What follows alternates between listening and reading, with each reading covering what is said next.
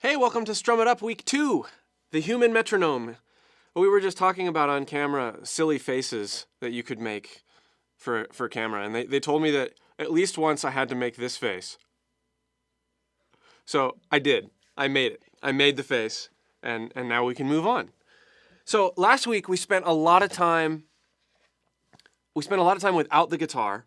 We spent a lot of time tapping and feeling the beat with our foot, feeling the beat with a metronome, and then looking at different note values and trying to assign different note values to different parts of our body, different parts of our tapping.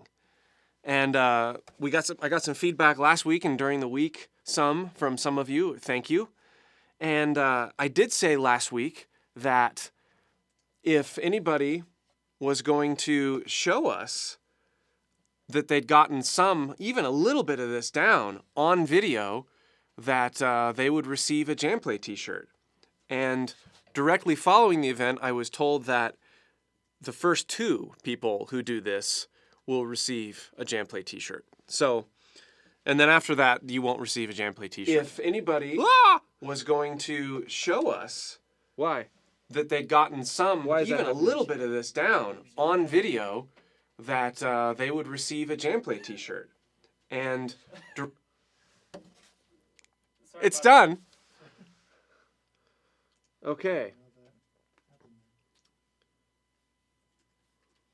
Anyway, now's a good time, now that we're having slight technical difficulties, to ask you guys to call, because that will be probably another technical difficulty in and of itself. So, does anybody want to call in and show us how you're doing stuff? And while you're making your decision as to whether you're actually going to do that, change, put a shirt on or whatever, and then do this, I'm going to do a brief review of last week, and then we're going to dive into actually taking it to the guitar. I previewed that a little bit last week, just based on some questions. This week we're going to get into that quite a bit, and we're going to be looking at the rhythm patterns. You saw them on the PDF last week. This week, we're actually going to be going over them, but not before we talk about basic strumming technique, holding the pick, even where to hold your guitar, how to hold your guitar, stuff like that, because we want to set every aspect up of your playing to succeed for strumming. So, before we do that, put the guitar down. We'll do a brief review of what we did last week. Now, hopefully, if you didn't catch last week live, you were able to get caught up and watch it on the archive. So what we did is we started by having a tempo, and tapping our foot, heel, whole foot, knee, whatever. For me, usually it's my right leg. But tapping your foot to the tempo, and then creating another subdivision with your hands. So I'm going to do quarter notes. Quarter note would be on the click. 1, 2, 3, 4. And then eighth notes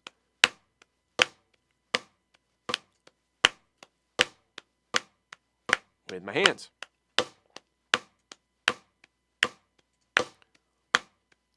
And then we did 16th notes while keeping the quarter note pulse with our leg.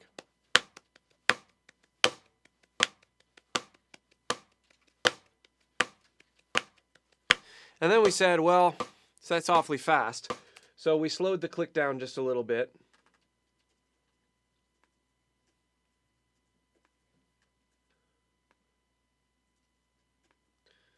And we said, okay,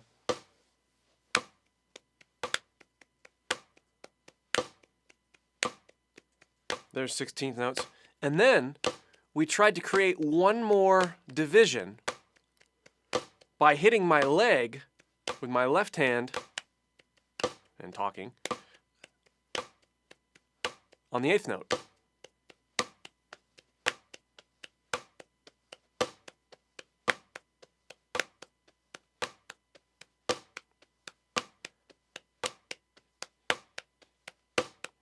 And the reason we did this, the reason it's so important to do this is because when you're playing the guitar, if you're strumming correctly and if you're absorbing the rhythm of the song, the rhythm of the progression into your body, your strumming is going to be more natural, you're going to be more versatile, and ultimately it's just going to sound and feel better. You're not going to be thinking so much about strumming because the rhythm is in you, hence human metronome. So when we go to the guitar, we take this concept with us, or we should. And here's how we do it. So you can see, I'm going to keep my pulse with my leg. When I'm tapping my foot, I'm going to feel it. Just holding the guitar.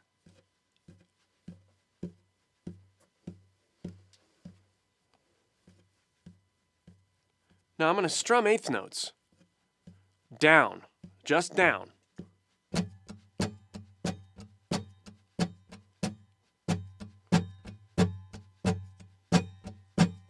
Notice I'm accenting. Every time my foot moves, I'm accenting.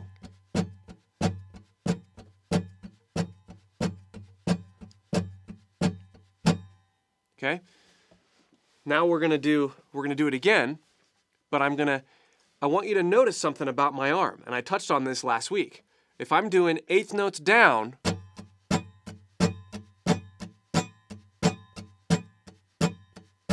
there's something happening with my whole strumming motion. My arm is actually moving in 16th notes. Let's put the click on, so because you guys can't actually see my foot, and so seeing my leg move is a little bit different looking. But if we have this going on, 1, 2, 3, 4.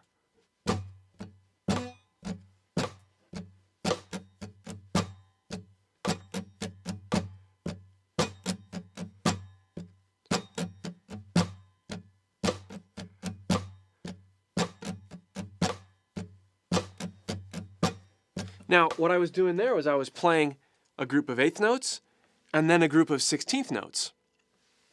But you notice my arm, it wasn't doing this.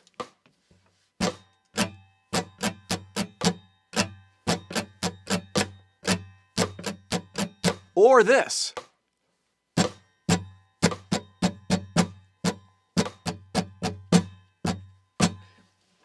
There's this swing and this, not swing as in rhythmic swing, but there's this motion that's consistently generated. It's a 16th motion. You remember the egg last week when I shook the egg? It was, no matter how you shake it, there's sort of this 16th note feel.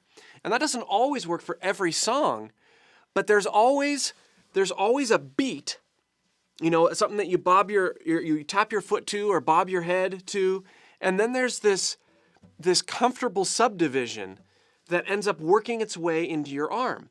And so last week we were doing quarter notes with our foot, and then we were doing 16th notes and 8th notes. We were dividing all those up, and we're taking it to the guitar and being conscious of the fact that those subdivisions are present at all times.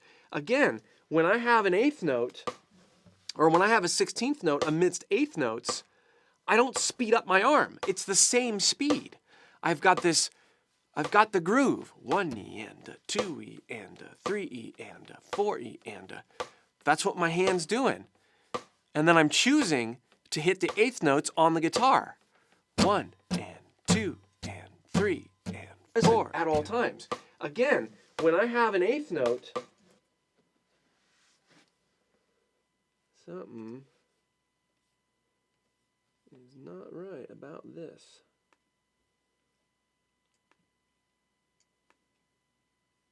Okay. There we go. So, I'm going to stop now before we get into looking at the PDF. And this is your chance to perform, to show me and everybody else how it's going. I would really enjoy seeing some of you show some of this. I think it would be really cool. And this is also time to ask questions. So before we go on to looking at the PDF, let's get on the same page. Any questions? Okay.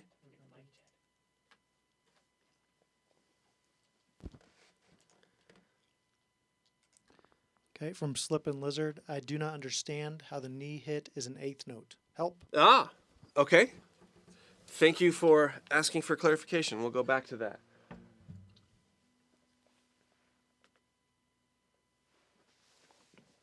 So, listen to me count. 1.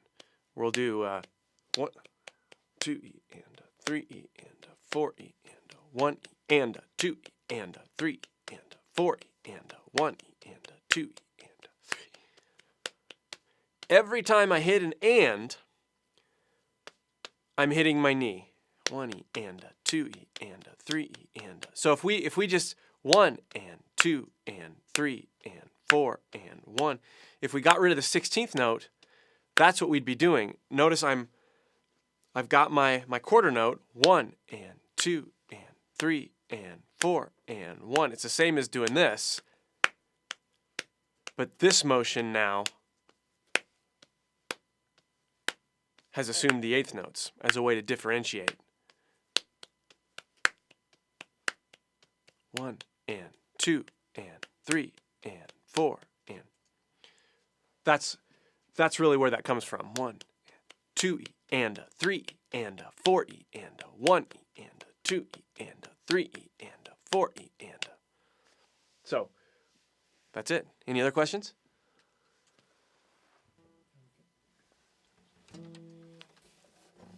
Uh-oh.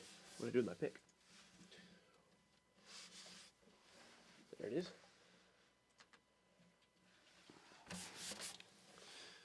All right. Questions or callers? A few more minutes.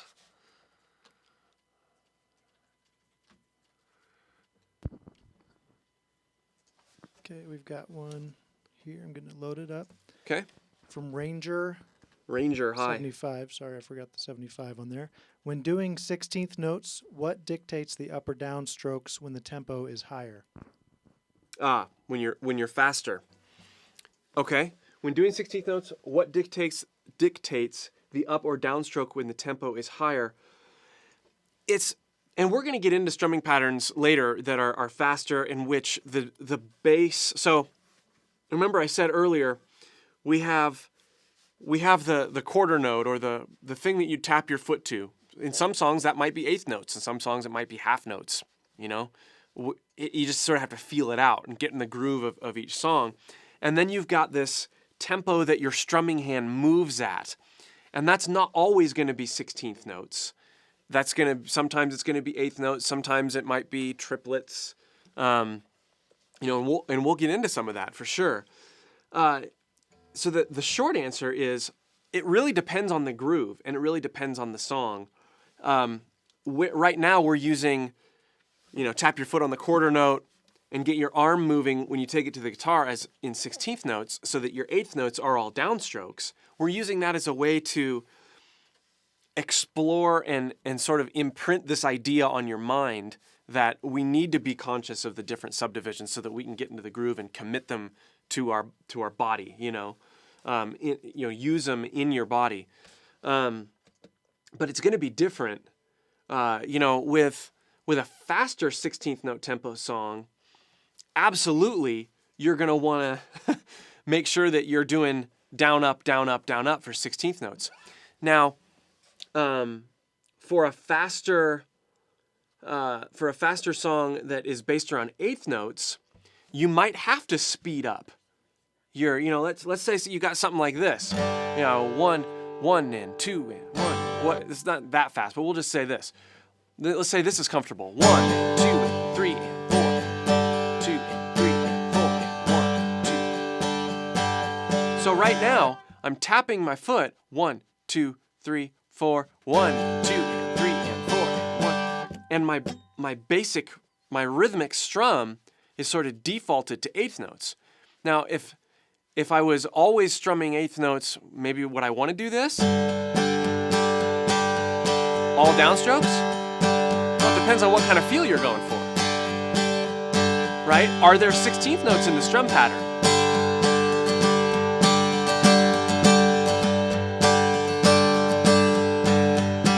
It depends on what kind of feel you're going for, right?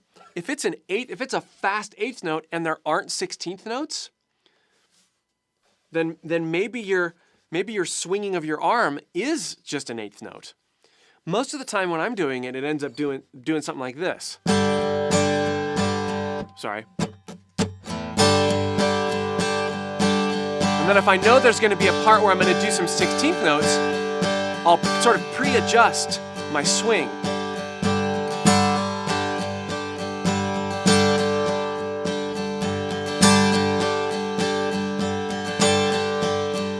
But I'm doing it according to the accents, and I'm doing it in such a way that it's intentional. I'm not sort of like backing up or last minute going, oh, 16th notes, that would look more like this.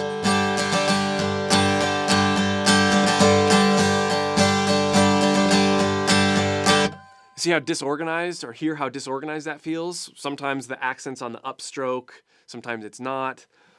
You know, and there's no wrong answers in terms of how you strum and how you play.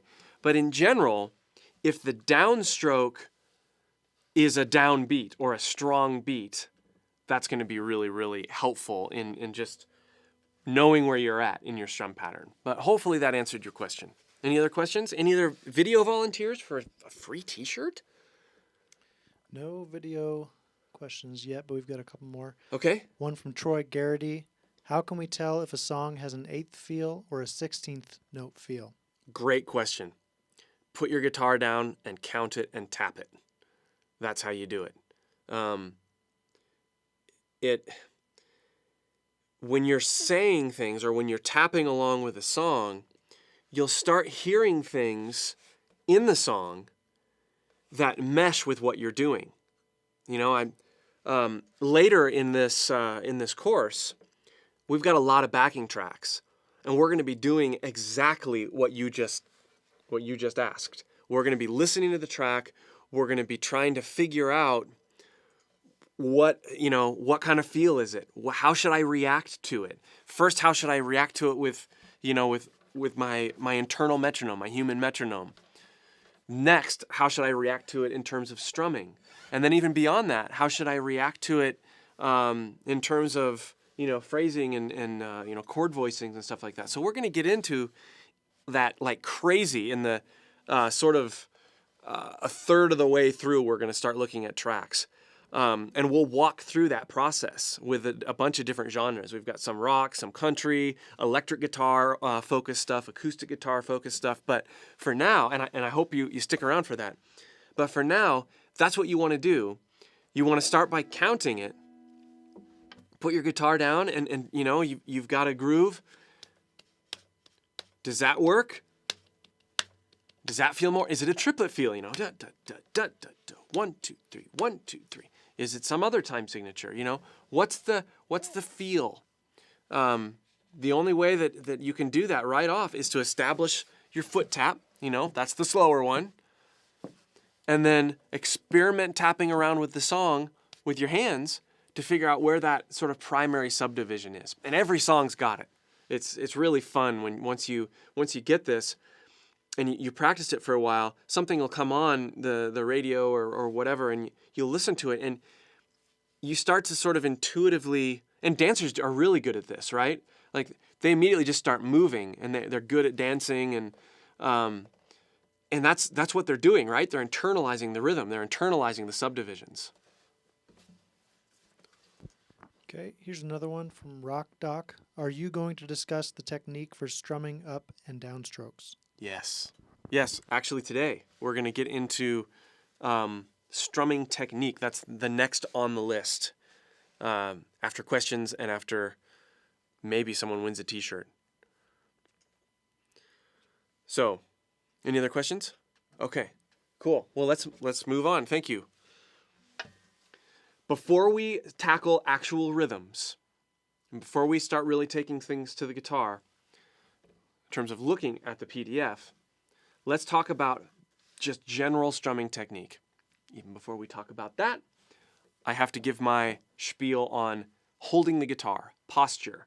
Posture is a big part when you are practicing strumming. If you notice, I'm holding my guitar more like a classical guitar player might, and there's a reason for that. I'm using a footstool on my right foot. Of course, I'm sorry, my left foot. I'm using a footstool on my left foot, and I've got this part of my guitar on my left leg. That creates a bit more of an upward thing here for the guitar. And what it does for me, the reason I like practicing primarily, and I do the other way too, and I'll go over that in a second, but the reason I like practicing mostly like this is because it is most like when I am standing. My body has to adjust less. If I stand, and if I don't have a strap on, but if I did have a strap, my guitar would be about here. Now when I sit back down, it's about the same, right?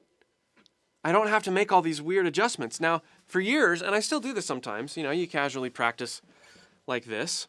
I'll still do this, But look at the massive shift when I've got my guitar like this, and then I stand up. Watch what happens to the guitar. You don't play your guitar like this when you're standing up. At least most people don't. You play it right in front of you. And so the other reason that I like to practice like this, particularly when strumming a lot, is that I tend to, when I'm practicing for long periods of time, my blood supply to my fingers gets cut off when I'm like this. And I'm you can see it. I mean, this part of the guitar is jabbing into my arm, and you're doing this.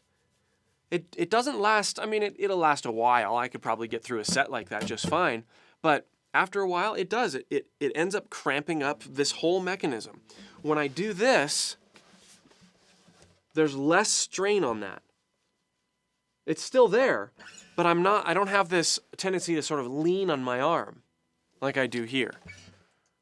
Because there's more pressure, or there's more, I don't even know how to really describe it, that I'm not doing this. This part of my body is sort of on the guitar a little bit more. So I elect most of the time to practice my strumming in this posture. Now, holding the pick.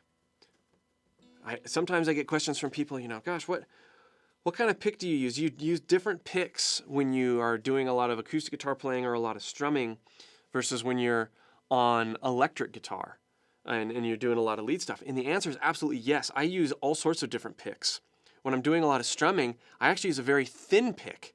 This is a 0.5 millimeter, so it's really bendy. And we'll go over how to hold it in a second, but when you're starting strumming out, the thin picks are nice because they're forgiving. And they're easy to accent with. They're not as precise when you're doing single notes, which is why I use harder picks when I'm doing less strumming. I've just been informed that we have a caller. So, I'm going to take a break and we're going to do this. Still just waiting on we're getting the question, waiting on the question still. Okay, cool. I'll keep talking about picks then. He just said he's going to demo. Oh, cool. Okay. Yeah, okay. And I get to see it too, huh? See it and hear it? Yeah.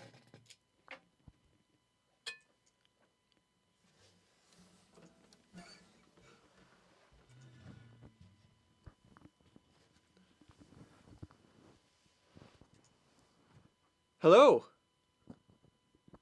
I can't hear you yet. Maybe soon.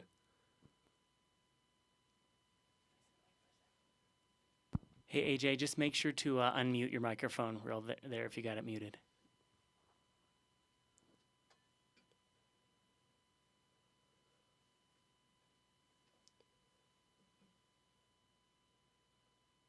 I still can't hear anything. I can see you though.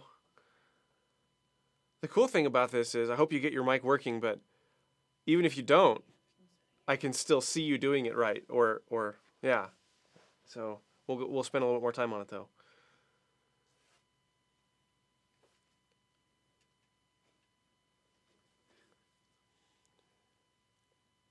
He's saying 1 minute or 1 second.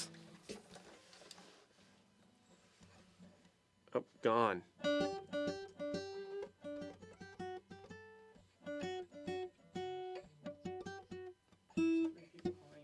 Three people. Yay, cool. This is going to be awesome.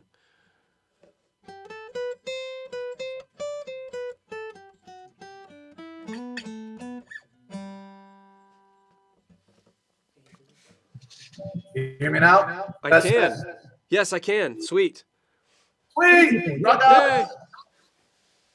Let's see it. With the guitar or without? Let's see it without first. This is so cool. Like you. Sweet! Rock up! Let's see it. With the guitar or without? This is so cool.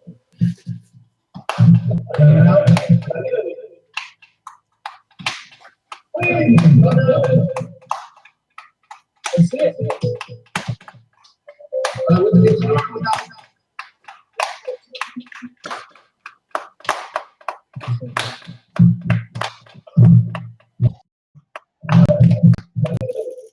Is it working?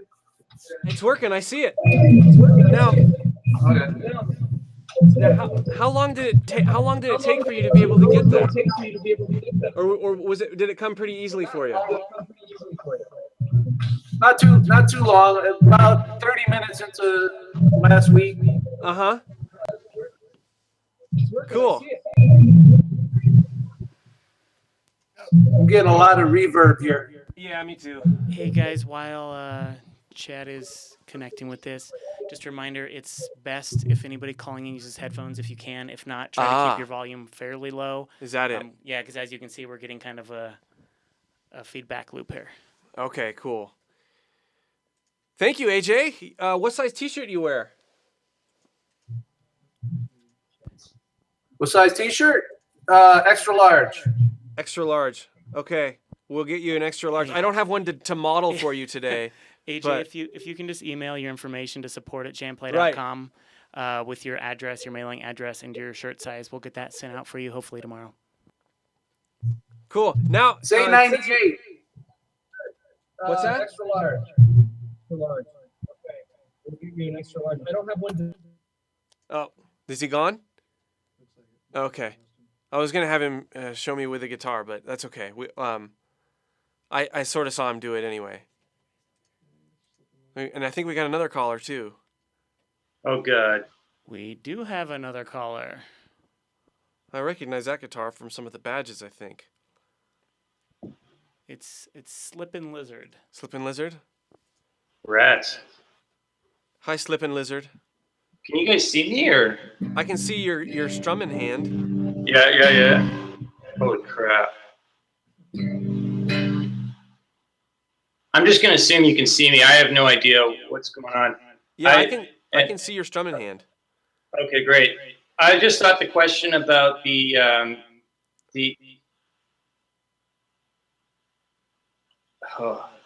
thought the question about the feels was the different feels was really good. I'm gonna have to go out. It's crazy. I think we just had to drop out. Just lost him?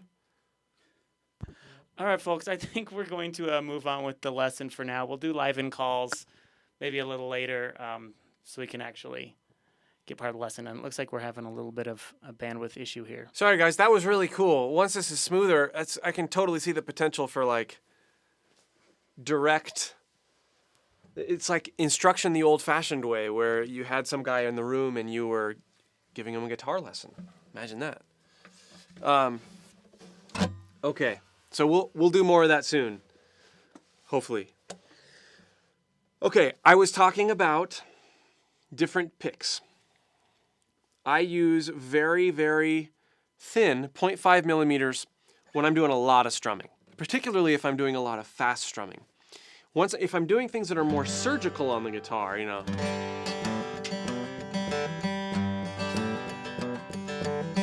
that stuff, I actually prefer a little bit harder of a pick because I'm targeting certain notes. And we'll get into that later too. The bottom line though is what kind of pick is not that big a deal. Like if you're used to a certain thing, stick with it. In general though, when I'm doing more strumming, when I'm playing more acoustic, I like softer picks on electric. When I'm doing more surgical things and more single note sorts of things, I prefer harder picks, smaller picks. So in terms of holding the pick, I've seen a lot of beginner guitar players, when they hold a pick, they tend to do it like this. They tend to do it with 2 fingers and their thumb. And then they strum, and that creates a lot of extra movement with the wrist. And it's not, you may not seem like it right now in terms of how much more inefficient it is, but as soon as you start, like you wouldn't ever play a single note like this. Most people don't. I mean, some people have developed habits that allow them to do this, but if I try to play a single, like a single note scale, my hand's just floating out there. There's way too much motion. So don't get in the habit, even if you're like, oh, I'm never gonna play lead, I'm just gonna play rhythm. Don't get in that, don't tell yourself that. Learn to hold the pick like this. Now there is a different way to hold the pick when you're doing really focused lead stuff, but it's easier to switch back and forth between the two sort of methods if you ditch the 2-finger idea and stick with the single finger idea. So here's what I do. I make a gun, and then fold your pinky, your first finger in, stick the pick right on top like this, and then close, and then you have to back it up just a little bit like this. Close it so that you've got just this piece. There we go. You've got just this piece showing. Okay, so there's that, stick the pick in, and then you notice I did push my first finger out a little bit. Now, this is what I would be doing if I was playing this exact posture with my hand is what I'd be doing if I was playing single notes. If I was doing a dedicated, like when I go to solo or whatever, this is how it's gonna look,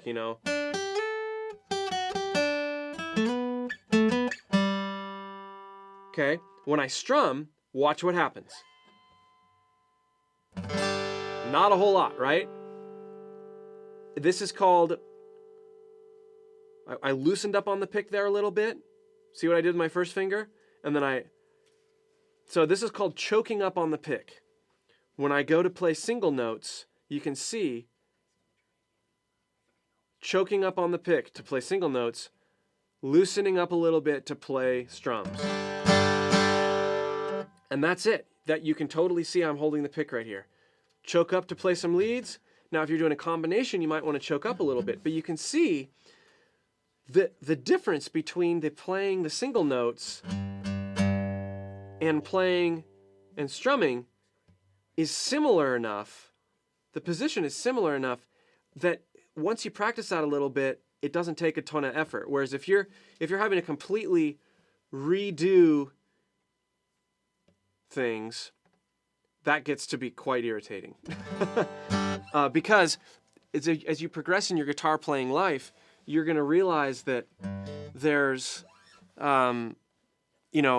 rhythm and lead are going to blur a little bit. And so the ability to choke up or loosen up a little bit is going to be really, really helpful. So that's how you hold the pick. Let's talk about some other posture really quick. So the beauty of holding and practicing like this, I've got the footstool, which is on the lowest setting possible. You could raise it up depending on your, the shape of your body and all that stuff. But for me, it works best on the lowest setting. And then my right leg is just, it's free to do some tapping. But there's really very little weight on my right leg so that I can use that as my tempo setter. Okay? When it comes to where my arm is here, I'm lightly resting right here on the body. I don't want to hunch over my guitar too much because that'll put too much strain on this joint here. You want to be as light as possible with that and as fluid as possible so that you're not anchoring your arm. It's just sort of resting. And then when we're strumming, I'm just gonna strum straight eighth notes here. 2, so 1, 2, 3, 4. 1 and 2 and 3 and 4. I'm downstrokes. So that means my arm is swinging in 16th notes.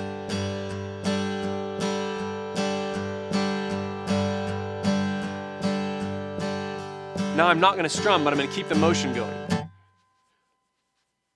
Notice it really didn't change. And in terms of posture and overall feel, you got to get this down. I mean, this is it right here. This is the crux.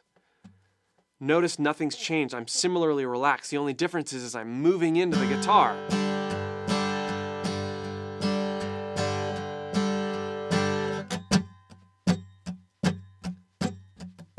Notice that little 16th note ghost in there. I can put that in. Even haphazardly, sort of at random. We'll get more into that too. Because of the way I'm relaxed and strumming. And because these subdivisions are sort of built into my motion already. Now, let's talk about hitting strings. Now, we're going to get more into targeting strings later, but a lot of people, you play a D chord, right? And you don't want to accidentally hit that low E string, right? So if you're strumming, it's, that doesn't sound good. So what do you do, especially if you're doing down-up strums?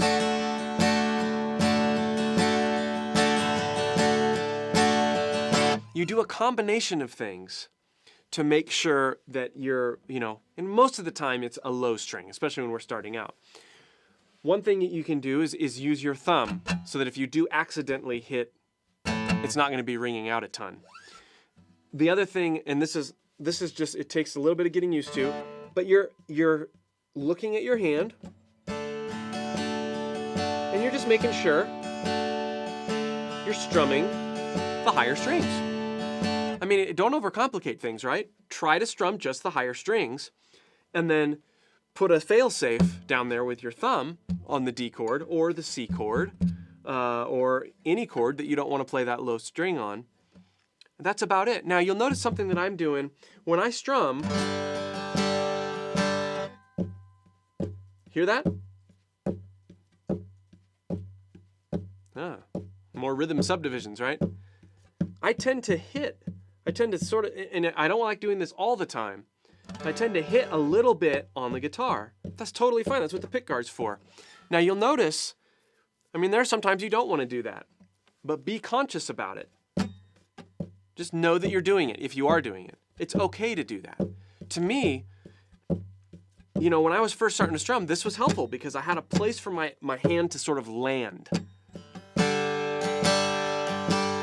It's not like I'm really hitting the guitar. I'm just sort of landing there on the pickguard. Now you can totally not do that, right?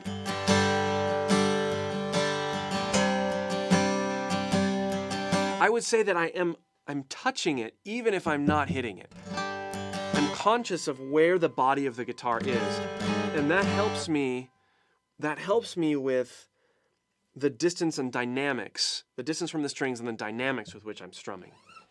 So there's a little bit on the mechanics of strumming. A lot of people, should I close my wrist or leave things open?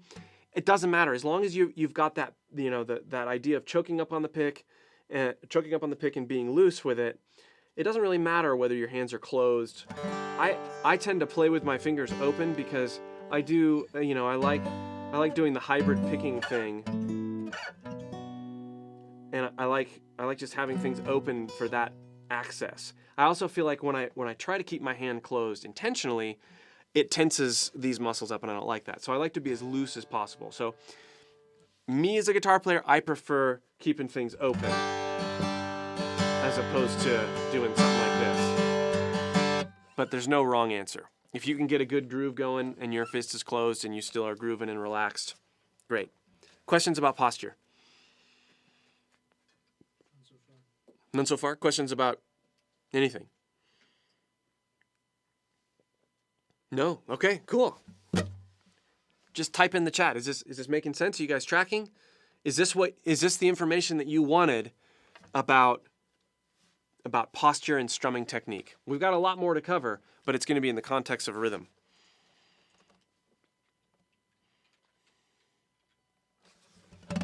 All right.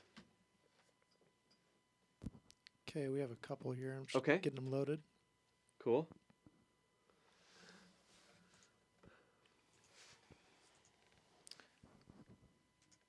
Okay, from Tracy 114E. Are you striking the strings with the flat surface of the pick or the edge? Oh, good question. I am striking the strings with the narrow. No, that was good. I'm striking the strings right on the tip of the pick. So if I was holding it like this, it would be the tip of the pick is going into the strings like this. So the flat part of the pick is touching each string, right? It's going in between. But the point of the pick is aimed in at the strings. And I've seen some people try, do this kind of thing where they're making the pick, they're flattening it out, and that can sometimes create a little mellower of a sound, but that's one of the reasons I like to use a little bit thinner pick. I want the pick to be dead on, perpendicular to the strings, and then let the give in the pick and the strings determine sort of the angle of attack. I don't predetermine the angle of attack. For me, it starts perpendicular.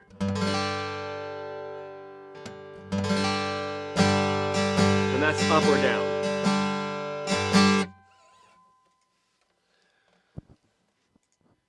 Okay, we've got one from A.L. Elms. When I'm strumming, my pick is slightly tilted, making the downstroke easier than the upstroke. Is there a certain way to hold it to prevent that? Yeah, I think downstrokes are always going to be... Thank you for the question. That's a good question. I think downstrokes are always going to be a little bit more... they're going to be a little stronger, a little easier to play. But I think if you're following the way... And, as I'm examining my own technique based on these questions, I notice that my angle of attack, too, it does favor the downstroke a bit, because even though I go for the perpendicular, it's not like if it's not completely perpendicular, it's wrong. I'm not saying that at all, subconsciously or consciously. When I'm picking, there is a slight angle that favors, because if I were to turn my angle of attack into an upstroke, it favors the downstroke. I think the key thing to remember when you're doing it is to hold your pick loosely enough so that when you're doing the upstroke, watch, when I hold it loosely, watch what happens.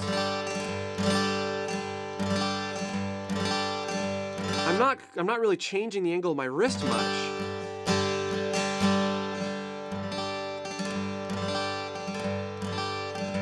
But I'm not tense enough. I'm not doing this. I'm letting the natural friction of the strings, the movement of the pick, and my fingers all work together so that they're creating the reason for the upstroke to have a very minuscule position shift, right? But what ends up happening when you speed it up and stop thinking about it is I'm just loose, and my wrist is staying primarily the same. But when you really dissect it, you can see what's going on. There is a tiny position shift that's happening. In other words, if I were to really exaggerate, there is a little bit of this that's going on. But you would never want to do that intentionally, right? It's that sort of, when you're running or walking, you don't examine every single movement or sub-movement that your body does. If you focus on, the only reason you'd really do that is if you had some sort of problem with your walk, I guess, or you were injuring yourself when you were running and you're honing in on one specific thing. But when you run and you run naturally, a lot of times you're focusing on your body as one mechanism. You know, there are times certainly where you need to hone in on one part of your stride or whatever. But in this case, I guess what I'm saying, and I'm being a bit long-winded with this, is that don't overthink it. Stay loose. And don't introduce unnecessary motion. Al Elm said, thanks, that was it. Cool. I was holding the pick too tight. Excellent. So cool. You answered that. Cool. Wizard 520315 says, should I sit on a chair or on a stool instead of a chair with arms?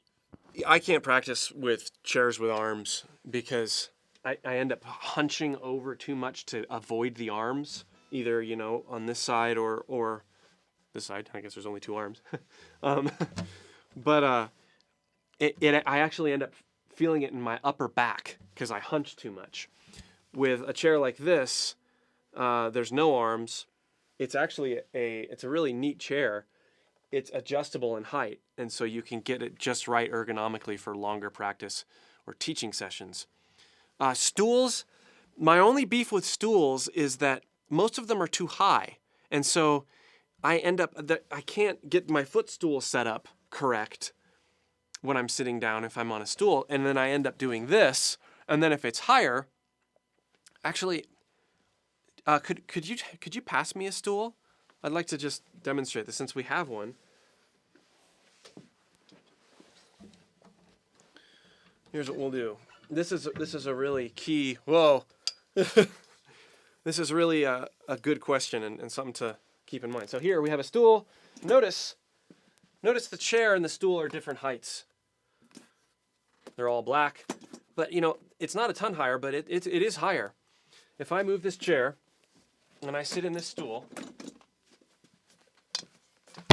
and bunk the mic, so it may seem like a really subtle thing, but I've changed everything about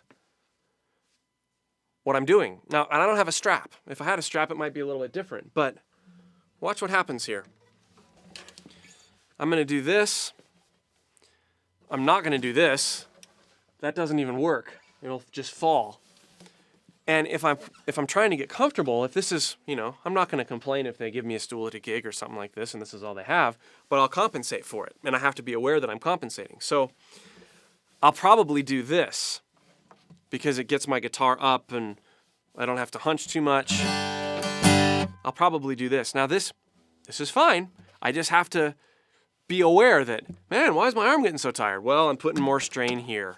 You know, it's just going to be the way it is. Man, my legs are cramping up. Well, I'm crossing them. I'm having trouble fretting certain chords or playing certain things, particularly down here on the neck. Well, yeah, I'm used to practicing like this, where the guitar neck is a bit more accessible. And so when I do this, I'm changing the entire ergonomics of my playing. And so there's nothing wrong with stools. I just know that I over the years have gotten fairly comfortable with, you know, I've got my chair that's the right height. I've got my footstool. And if I have to do other things based on different environments, that's totally fine. But if there is a stool or if I have the option to stand, usually I'll do that because I do have complete control over where my strap is. So I'm going to ditch the stool now and go back to the chair. Okay, while you're doing that, McAndrew asks, I am constantly scraping my pick knuckle against my strings. Any advice to prevent this? I am constantly scraping my pick knuckle against my strings. Yes, there is.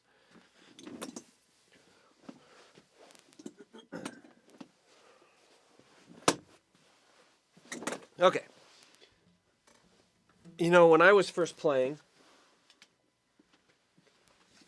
I would wear down my first fingernail because I would be strumming and part of on my downstrokes, part of my first fingernail would always hit the strings along with my pick. And that caused me to break strings more because I'm introducing so much more in there. And when you are with knuckles, usually the problem, and I did this too, except for I ended up hitting on my nail, but usually it means that your finger is curled too far in. You're choking up on the pick too much, like this. See? You don't want that. That's too rigid. You want loose, like this. Notice there's no way I could hit any knuckles on the strings. Now if I'm doing this, I totally can, but that introduces tension. And that's definitely a problem. So don't choke up on the pick as much. Loosen up a little bit. And then the other thing I should mention is the angle of your wrist. You don't want to be like this. You don't want to be doing this, right? You're introducing tension there as well. You want there to be a straight line here so that it's smooth, like so. If I'm doing this, that's inefficient. And you, of course, will hit your knuckles. Okay. From Martin, 1234, are you going to touch on hybrid picking? I will a very brief amount in a later session, but really, hybrid picking falls mostly out of the realms of regular strumming. So we won't really be going over the technique. I do teach hybrid picking on the site in my... I know definitely in my phase 2. I'm pretty sure it's elsewhere too. Some of the blues stuff that I'd done, the Jekyll and Hyde blues, goes over hybrid picking some. But yeah, you can definitely find it specifically from me on the site too. But we will cover it a little bit later in the series in the context of the greater strum. Okay, we've got a couple more questions. Mm-hmm. From Tino Fern. Oh, strumming without. Yeah. What good. about strumming without a pick, just with your hands? What is the technique there? There's a couple different ways that are common with that. Good question. Thank you for asking about that. A lot of guys tend to sort of put their hand together as if they're holding a pick, like this.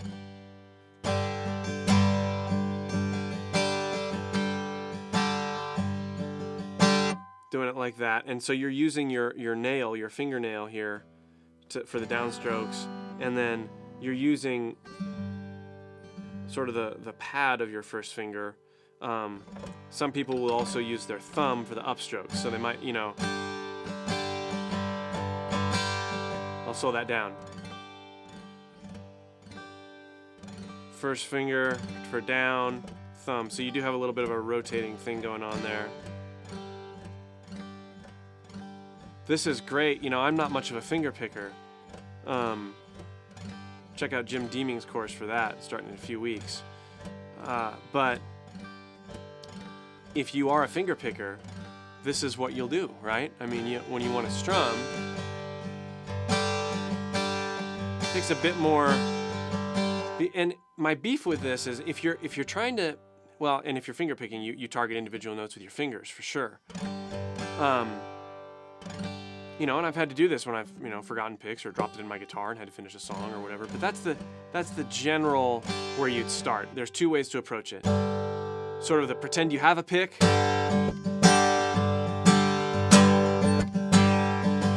or open it up.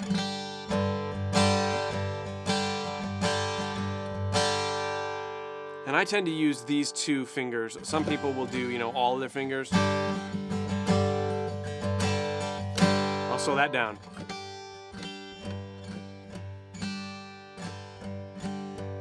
So again, not being tense is the key, right? I'm just sort of like throwing my hands down,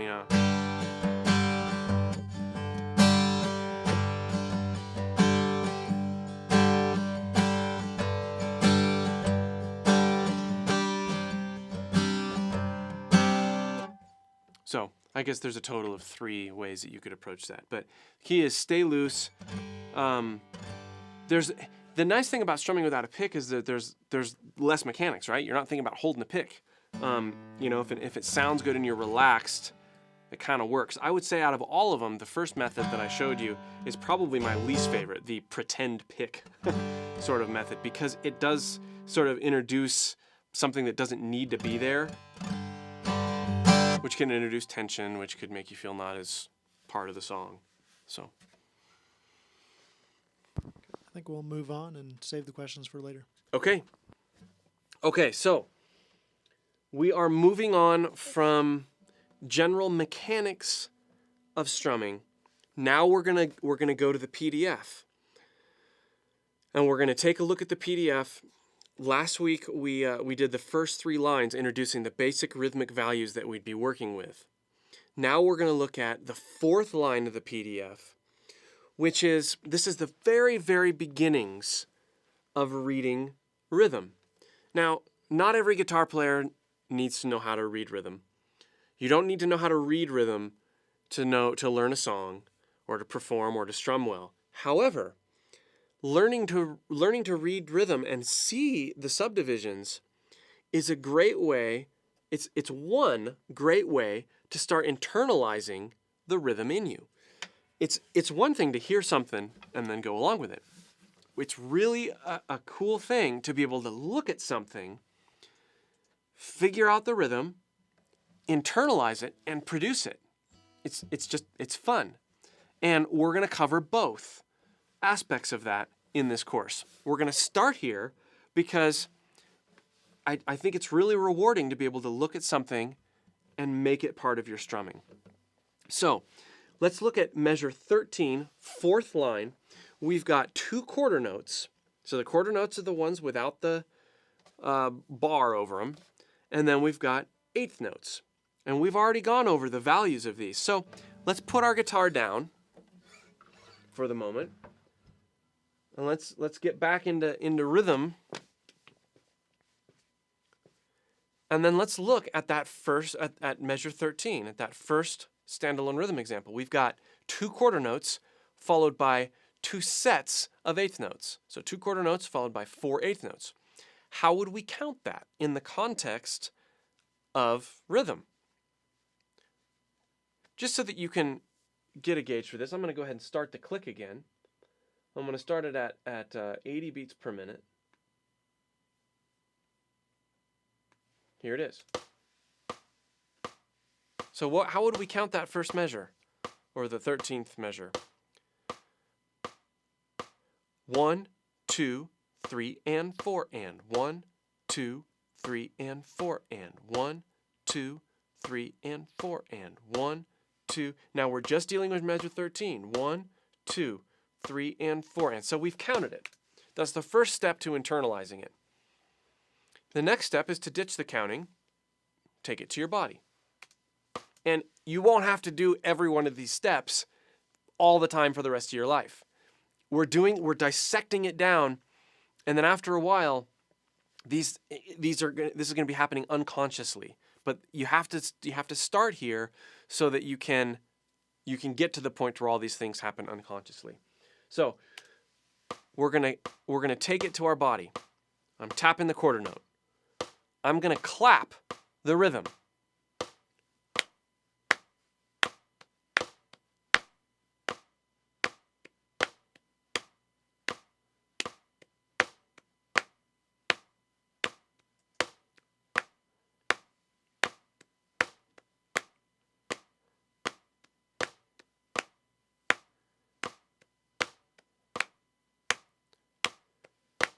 Now there's all sorts of things there. Notice I'm incorporating accents as I'm internalizing that rhythm. It's really important. You're interpreting the rhythm. You're not just playing a rhythm, you're interpreting it. It's part of you.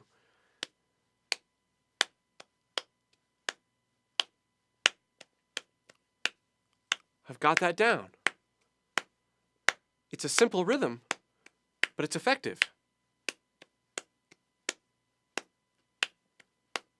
No 16th notes. I've got that in my head. Let's take it to the guitar and see what happens.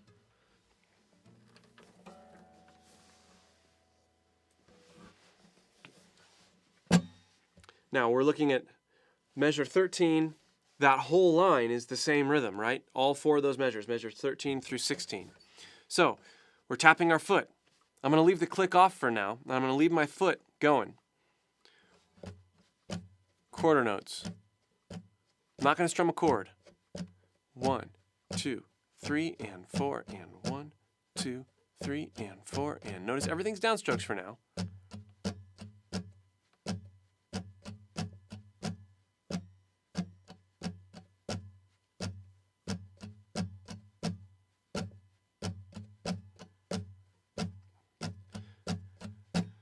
Now notice a couple things as I'm doing this. I'm going to start the click now. Notice on the non-important beats, I'm not necessarily strumming all the strings.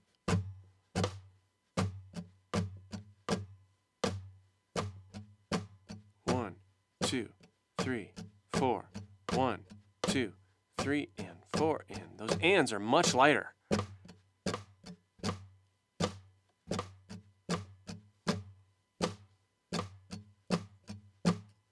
Now, notice also with the quarter notes, I am stopping my wrist. That feels natural to me. Remember how I said keep that tempo going? You totally could.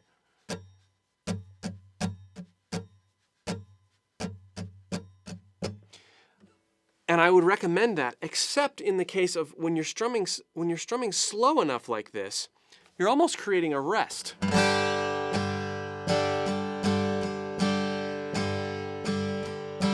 But the bottom line is I've still got that groove going. I'm not halting everything based on the subdivision. My foot is still going, my body is still engaged in the rhythm. Now, you might be asking, why wouldn't I do down up on the 8th notes? You totally can. Just make sure that you've got the groove in your arm. So let me demonstrate the wrong way to do that first.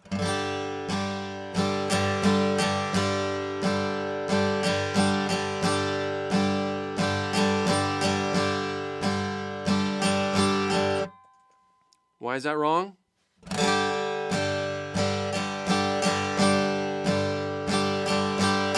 I'm treating each subdivision as its own thing. And this is just a mental thing that you'll learn after a little while. But I want to get that 8th note pulse going. 1 and 2 and 3 and 4 and 1 and 2 and 3 and 4. And now 1 and 2.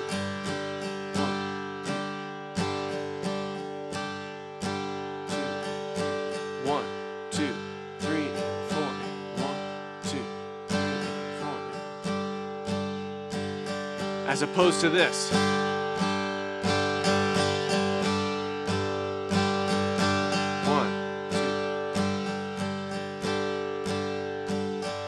Freedom of motion, internalizing the rhythm. Any questions after that? No? Good. Not good as in you can't ask questions, but I'm glad this is clear. Okay, now let's move on. Let's move on to the next line. The next line, we'll go a little bit faster this time. We've got 2 8th notes followed by 1 quarter note followed by 2 8th notes. So this really, before we could argue, well, you know, there's a lot of quarter notes. You know, this is an 8th note rhythm, right? We've got that little resting point with the quarter note there, but we've got 1 and 2 and 3, 4 and 1 and 2 and 3, 4 and 1 and 2 and 3, 4 and 1 and 2 and 3, 4 and 1 and 2 and 3, 4 and 1 and 2 and 3, 4 and 1 and 2 and 3. No counting.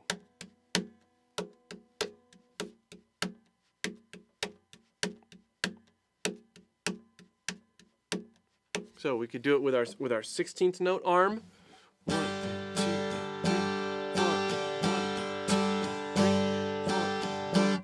But we're not playing 16th notes, so let's do it with an 8th note master pulse here.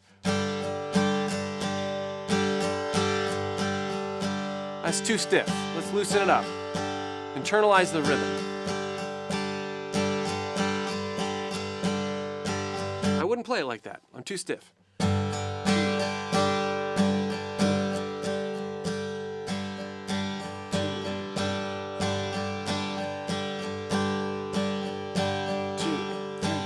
There we go.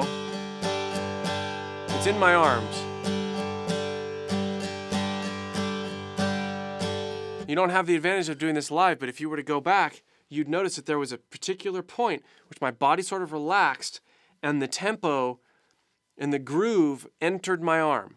And the result was a sound that was more natural.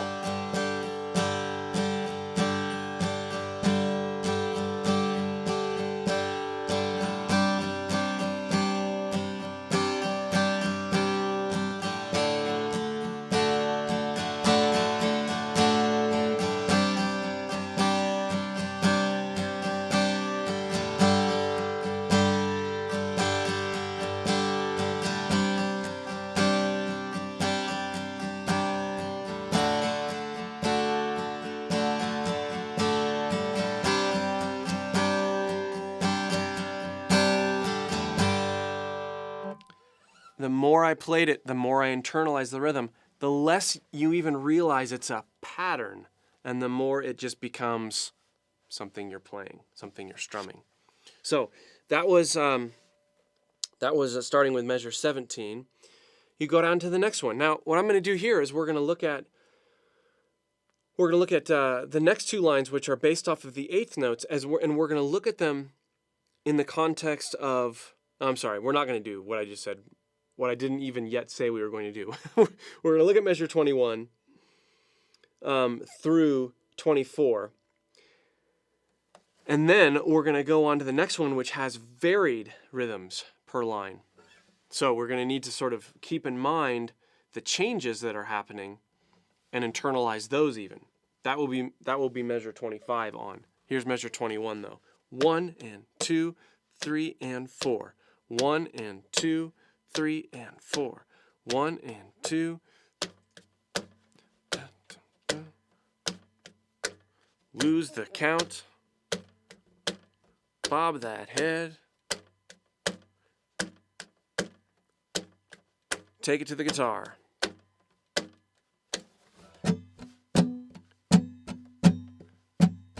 All downstrokes.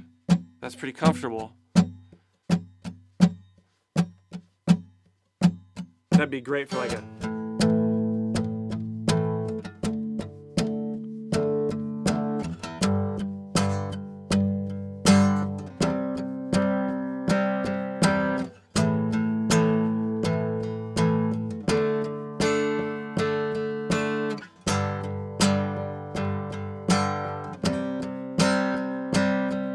Notice that constant eighth note down, right? Even though I'm leaving that rest.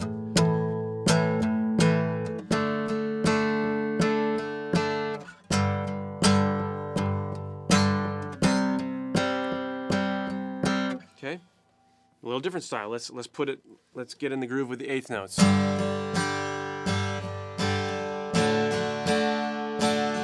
Stiff. I'm thinking about the pattern too much. Back up. There's my pulse.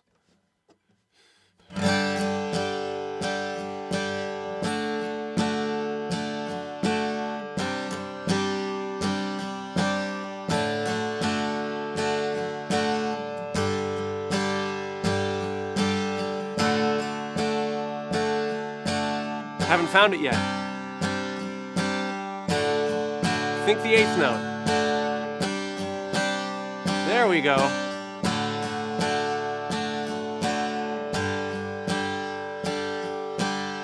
And when you relax, when you start with a rhythm pattern and then you relax, things start to really happen. In other words, the rhythm pattern might become the accent, the overall accent, but you might introduce some ghost strums, some things that you sort of accidentally do because you're loose, and then it ends up sounding a lot more natural. Example.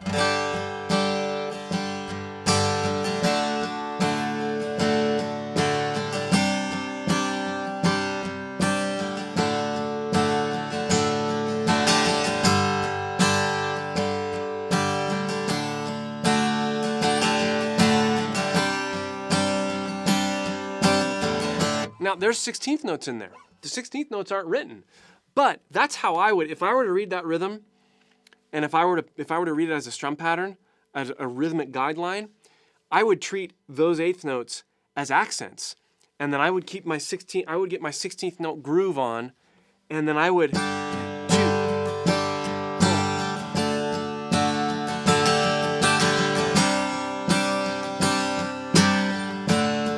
All those little ghost notes, all those things are possible because I'm loose. I can still interpret the rhythm, but I'm not rigid to it. And I hope you hear the difference. It's profound, right? I mean, it's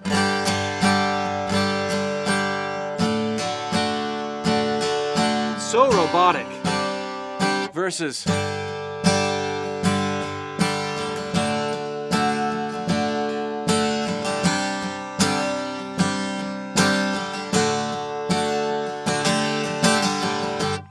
okay? Now, the next one, the next line, we're gonna have to take this as a whole line because it's different, okay? I'm gonna put my guitar down.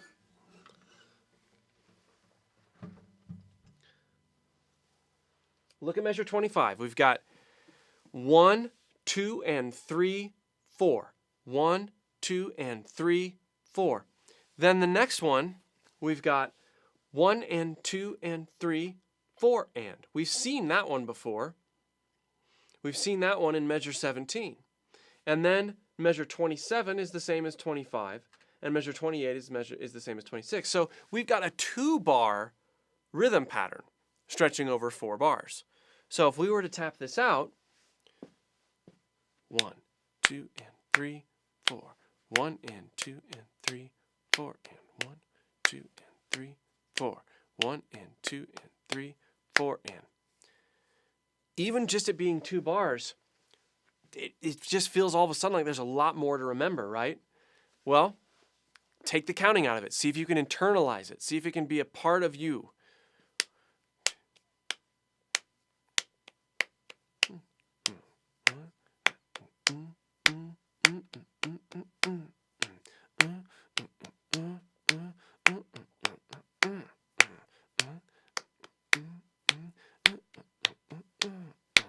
Accents help you do this.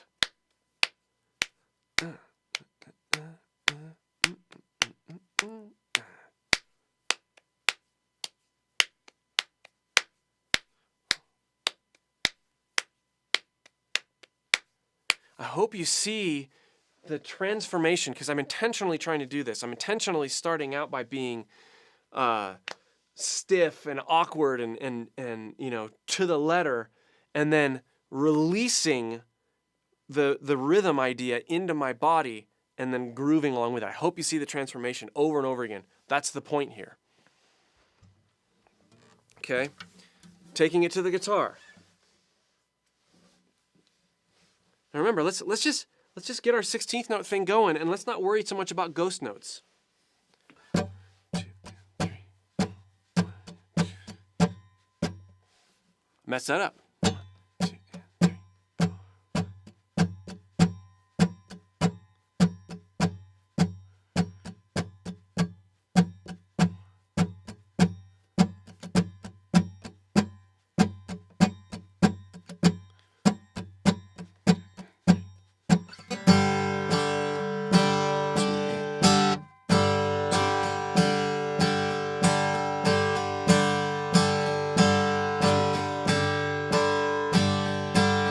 Stiff, paying too much attention.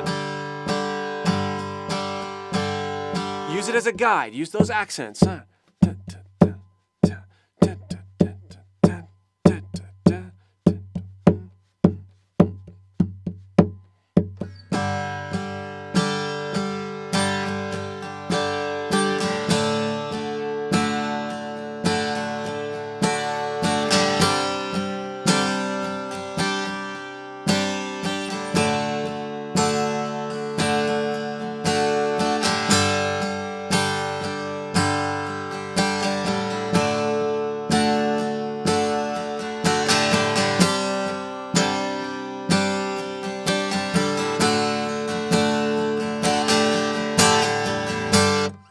Isn't that interesting? Isn't it cool?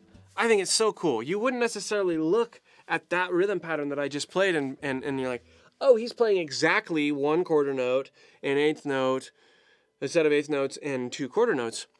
it just sounds natural. It doesn't sound too thought oriented. But what I've done is I've taken this and I've internalized the accents that this rhythm pattern suggests, and then injected that into a free-flowing 16th note based groove. Okay? Now, we're going to break here for just a second because next we're going to be introducing 16th notes into the actual strum pattern. So, what I've done here so far is I've kind of talked about how to incorporate eighth notes and quarter notes. Naturally, they work best as if you're incorporating them in terms of you're accenting there, and you're not trying to be too rigid with just playing those, because as you heard and saw, it's stiff and awkward. But if you get that going, like we've talked about, you get that groove going and use those as a guide in terms of where to accent. Maybe another player in the band is playing that rhythm and you need to be conscious of that. That's really what you want to look at rhythm patterns like that. That's the lens you want to use when you're interpreting those. Remember, you're interpreting rhythm patterns. You're not learning them to regurgitate them and play them exactly the way that it's necessarily written. You want it to fit with what's written, but you want to use that groove. You want to use that internal metronome and make it work. Any questions before I move on to the 16th notes? Okay. Well, maybe there's time because I need to get a small drink. And then maybe if there is any questions, great. If not, we'll move on to the 16th notes. Well, while you're doing that, we do have a couple that aren't directly related to this exercise. That's fine. We could take just a couple, and then we'll move on to the 16th notes. Okay, here's one from A98GSXR. Might not be there yet, but how do you keep rhythm when chords change in middle of strumming pattern?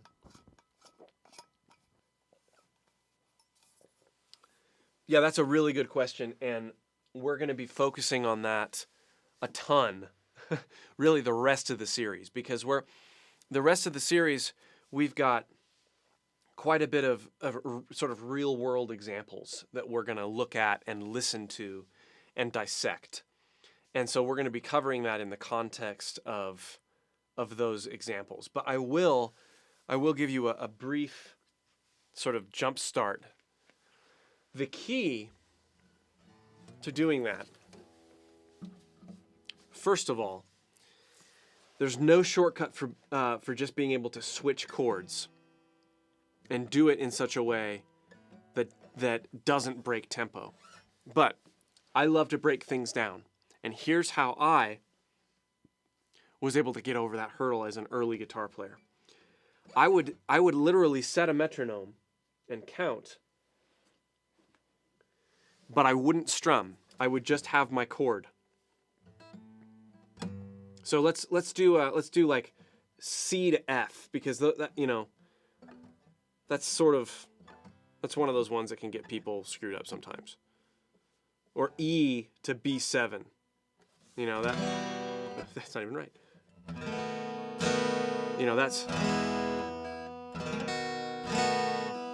That's difficult. Or C to F is difficult.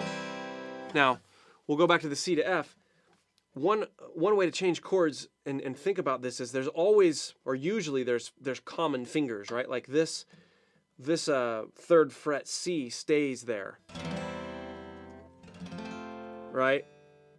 See the movement? So examining the movement between chords is extremely key, right? How little can I move? Or let's go to the E to the B7. What stays the same? Well, it's this second finger here. There's not that much movement, or there shouldn't be. So what I would do is I would set a metronome, and I wouldn't even worry about strumming. I would just look at my hand, tap my foot. Now I'm tapping my left foot on the footstool. 1, 2, 3, 4. 1, 2, 3, 4. 1, 2, 3, 4. 1, 2. Can I do that? Can I focus on the rhythm being present in my left hand as well as my right hand? My strumming hand, obviously the rhythm should be present there, but there's an element of rhythm that needs to be present in your fret hand too. 3. Now if I introduce strumming,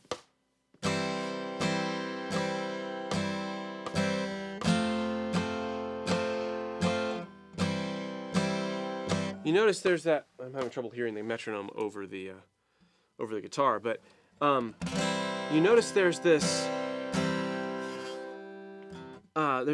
point at which the notes are sort of deadened.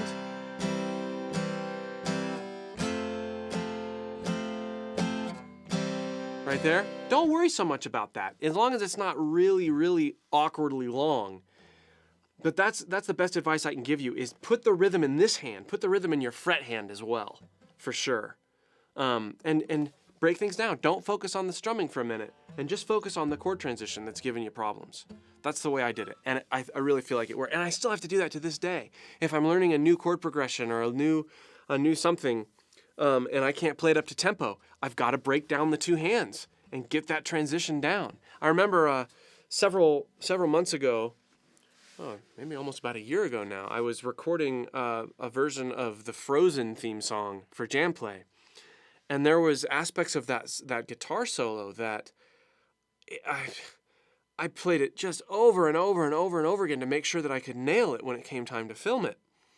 And I ended up, isolating just my left hand and practicing the pattern, practicing it, looking at it, imprinting it in my mind. Then I put the two hands together and took it string by string. And you can't be afraid to dissect things like that. Okay, we've got one from Shiver. The pick tends to float between thumb and forefinger, resulting in loss of grip. Any suggestions or just practice? The pick tends to float between thumb and forefinger, resulting in loss of... Well, someone earlier said that they were holding the pick too tight. It is possible to hold the pick too loose. When my hands sweat when I'm playing, because I do hold the pick loose, I tend to drop my pick and I'll lose grip, and I'll have that same problem. But I have that problem less with thinner picks. So if I had to speculate, Shiver, I would say try a softer pick if that's a problem, because the interesting thing about them is you can hold softer picks loosely, but you can hold them tighter. You should be holding them loose, but you can hold them tighter and still have a good amount of give.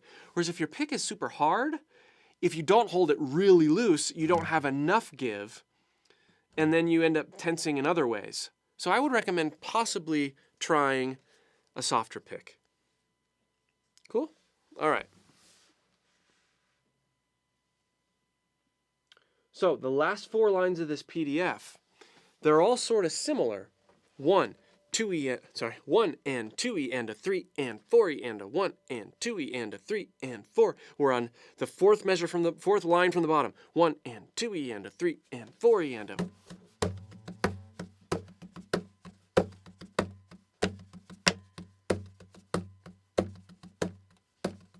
It's a great rhythm. Chad's over there tapping it on his knee. He's tapping his foot with me. This must be working. I can't talk and tap at the same time. Okay. Here we go. We're going to take it to the guitar. Now there's 16th notes. We obviously want that 16th note groove. 2 and 4 and 1 and 2 and 2 and 3 and... Notice I'm not doing this. No. I'm feeling that 16th note the whole time, because that's what this pattern suggests.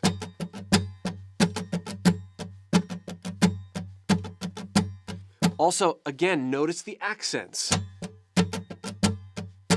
That's what's making this beat. If I was just doing this, that doesn't work. And there's no wrong way to accent stuff. Let your body feel it.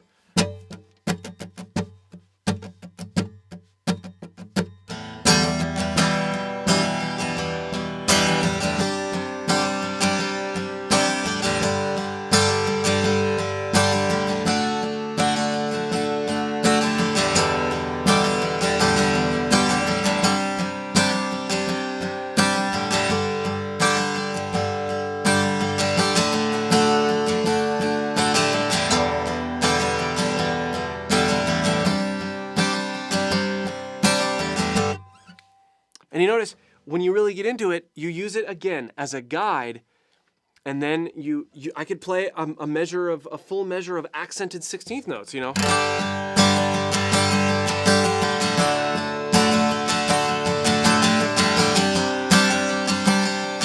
I put an eighth, group of eighths, it doesn't matter. You're feeling it and you're using this as a guide.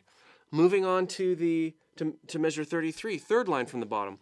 We reversed the way the rhythm works. 1 E and a 2 and 3 E and a 4 and.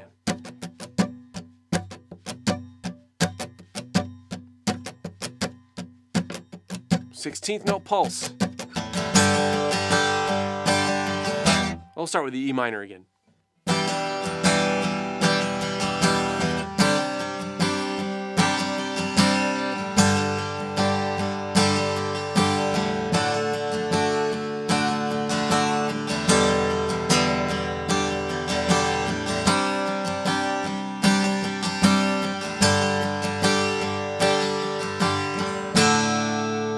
Okay? Now, the next two lines look a little weird, right? We don't have a set like block of 16th notes. So let's count these. 1. We got a 4/4 thing still going here. 1, 2, 3, 4. We've got an 8th note followed by 2 16th notes, then a full grouping of 16th notes, then 8th notes, and then we've got that weird 8th note attached to 2 16th notes again. How do we count that? Let's put the guitar down so that we can make sure we internalize the count. So let's just take that one beat, 1 ienda. So that's 4. What we're doing is we're removing the second 16th note. 1 enda, 1 enda.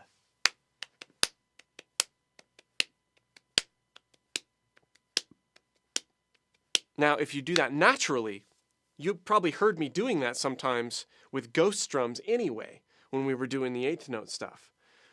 This is what that looks like. 1 and 2.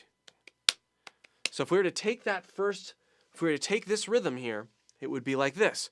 1 and 2 and 3 and 4. Like that.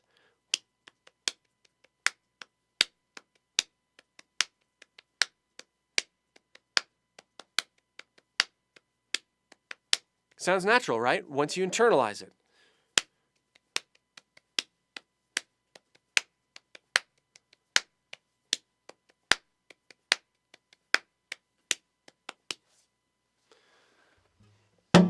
Oh, take it to the guitar.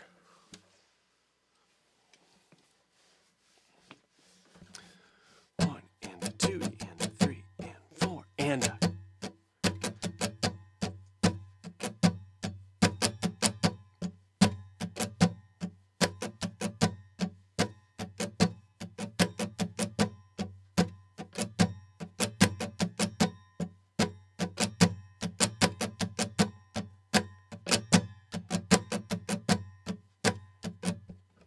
Begins to sound natural, right? Go back to our G.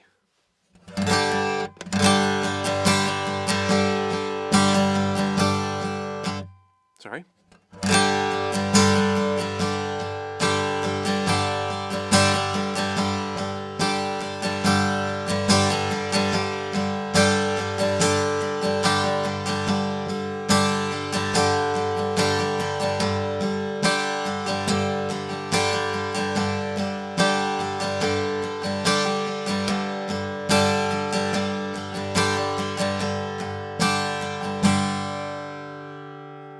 Take it into a progression and have a little bit of fun with it, as long as you remain relaxed.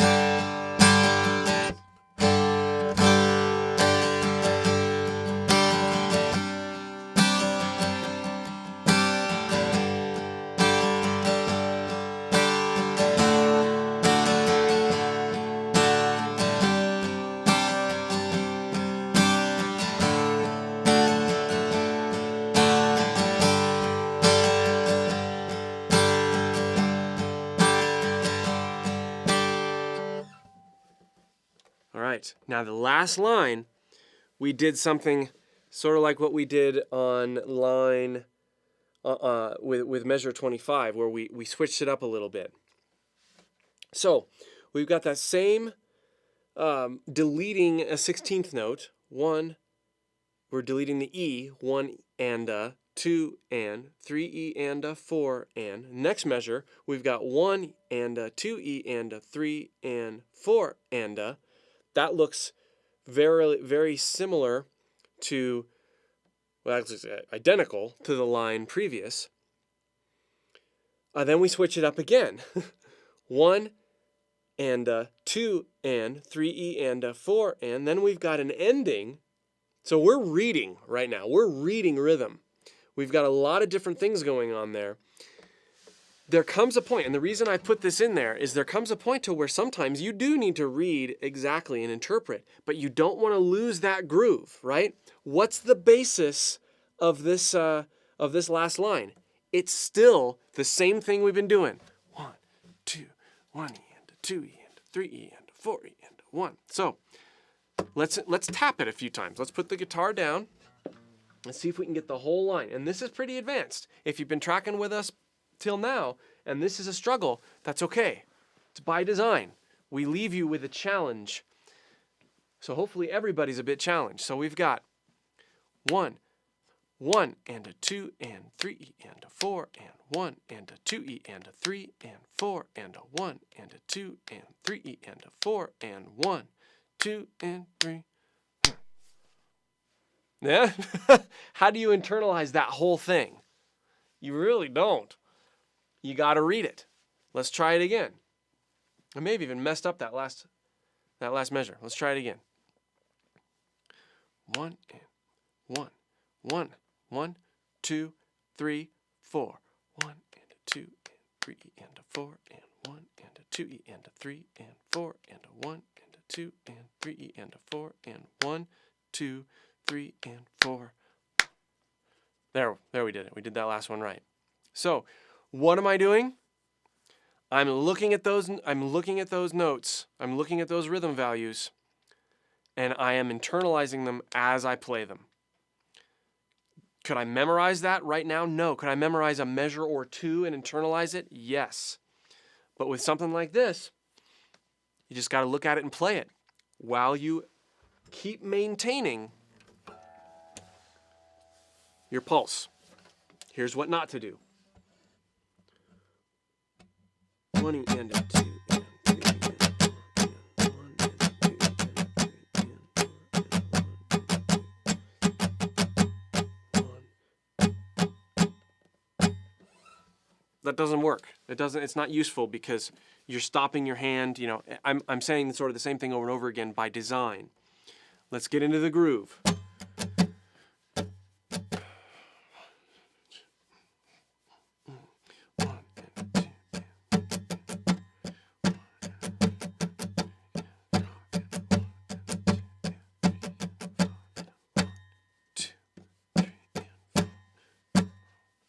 It worked, right? But I was loose. I had my head bobbing. I had the 16th note bass in my arm. We go to the G, and it begins to make much more sense once you attach a chord to it. This is an ending of a song, right?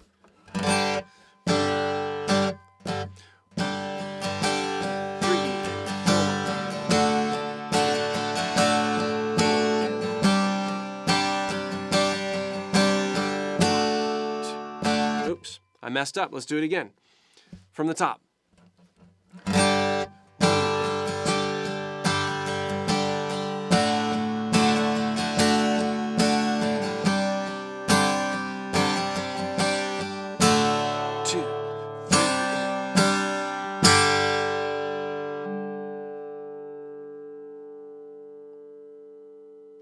So, we have covered this period over the past hour and a half. We've gone from taking the most simple rhythmic ideas, putting them on your body, internalizing them, and then using our eyes to give our strumming this rhythm that we've already internalized, to give our strumming ideas and a direction. And then finally, we've looked at more specific rhythms. And we've learned how to keep loose, or at least we've presented the idea of keeping loose even as you're learning to play specific rhythms. So, thank you so much for tracking with me, for staying in here the whole time. I bet there's some questions. Okay, we've got one here from R.L. Kism, or I'm not sure if I got that right. Sorry. Richism? Oh, Richism? RL. Right. Yeah. I see that. Okay. Sometimes my pick twists in my grip. What can I do to prevent that? Yeah, that happens to me too, especially when I'm really like, if I'm playing live and I'm trying to focus on getting something right, my dumb pick will always twist, and then I can't readjust my pick. I can't stop playing. What's that happens to me when I'm recording too sometimes. To me, and it always happens to me when I'm tensing up, right? Like when I'm really trying to get something right. So the best thing I can say about that is stay loose. And I'm telling that to myself too, because I have that same problem sometimes. Stay loose. When the pick does twist, that is where you go back to that whole like choke up and loose sort of thing. If my pick sometimes it'll do this, and so I'll be playing on the side of it, and what I'll do is I'll just real quick, do that, and then just make sure I'm loose enough that it doesn't happen again. Sometimes that happening can be the result of a poor wrist angle too. If you're hugging the wrist too much like this, your pick will gradually move. I just did it. So make sure that you have this straight mechanism, straight relaxed mechanism. Okay, from Ranger 75.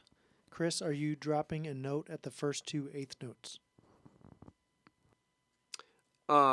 First two eighth notes. Are we talking about, I wonder if we're talking about a specific measure of the PDF? I would assume that we are. I am dropping a 16th note within that first 4-note grouping. So if you're looking at it like, here's your pulse. 1, 2, 3. I'll slow it down. 1, 2, 3, 4. Here's our 8th note. 16th note. So that first grouping would be 1. We're dropping the second 16th note out of that group of 16th notes. So the first note does end up being the value of an 8th note. I hope I answered the question. Okay, we've got one from E.T.J. Law. I know this is very basic, but with the 8th note, the count is 1 and 2 but the 16th is 1 and E. 1 E and It's okay, you gotta get, that's a great question. 1 E and 2 E and 3 E and 4 E and 1. So if you think about 1 E and there's 4 16th notes per beat. 1 E and 2 E and 3 E and 4 E and 1 or number E and Okay, that's all the questions we have for right now. Okay, cool. The ranger said it was the last measure that he was talking about. Oh, the very last, maybe the measure 44. So that's counted. So we have a half note. So if we're going to do just that measure, we've got, here's our pulse. 2, 3, 4. 1, 2, 3, and 4. 1, 2, 3, and 4. Because we got that half note, so that covers 2 beats. 1, 2, 3, and 4. We're not dropping an 8th note. But we got a quarter note there, so that ends up just being sort of open. And if you were to play this rhythm, because with you were just tapping, you have this idea that there's no sound, right? It'd actually be more like 1, 2, 3, and 4.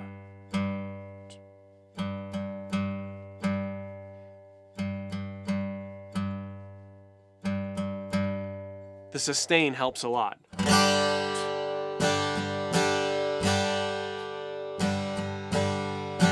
And then, of course, if you go to the very last measure 45, you're ending on a whole note, which is a total of 4 beats. So that the last 2 measures would be 1,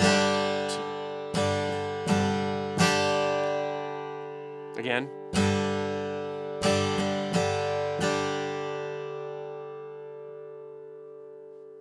And that measure, in the context of all those, I could see this being, you're doing your 16th note strum, and you might,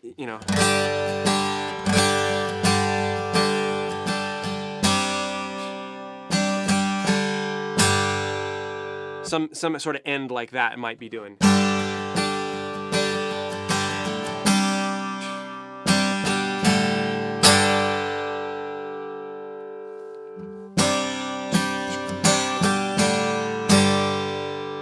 That's how that ending might work. You get done with this really,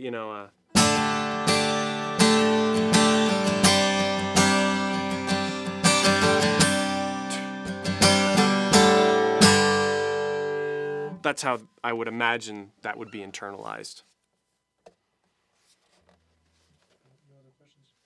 Cool. Well, I really, really enjoyed seeing bits and pieces of you this week on the cam. I'm really excited for that feature to develop more and be able to directly interact with you guys.